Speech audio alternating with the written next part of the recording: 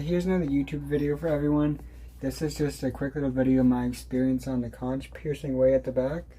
How it went, how it feels, the healing process, all that.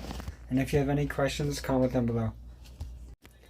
So the first thing I'd say about this one is before I got it, I read online like thousands of comments on like Reddit and stuff of people saying like this was the most painful piercing of all of them. Like you feel a pop and it hurts going through and all this stuff. Like people were saying it was like 6 out of 10 to like 8 out of 10 and 10 out of 10 for like pain. But the thing I found about this one is it was really quick doing it. Like what hurt really bad with this one was like the tightening of the jewelry, like the bar, because it like screws in so if it swells. But the thing about this one is I found getting it, I didn't feel anything at all. Like I would rate this one a 0 out of 10.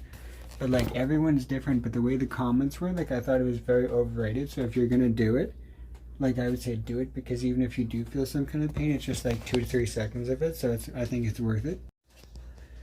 The experience so far is good with it, but the only thing I say is you can't wear like a mask. Like if you wear like a mask for work or something, you can't because it gets caught on the back of it sometimes. But you're still good with wearing like sunglasses and all that stuff. And surprisingly, sleeping on it is pretty good. Like because it's like tucked in the back of the ear, you can still sleep on it. You can still clean your ears and do all that stuff. But another con that I'm gonna add though is you can't really wear headphones at the start. Like here I have the Tragus too, but with that one, like while it's healing I can't put earbuds in, so it's kind of annoying just to have one earbud. But other than that, like it's pretty straightforward. Like just cleaning it like 2 times a day or more and doing like basic maintenance and like washing it, drying it, all that stuff. It's pretty good. Like the experience is completely painless. There's no like germs or anything. Like it's very easy to clean, it's very easy to heal so far I find, so that's really nice.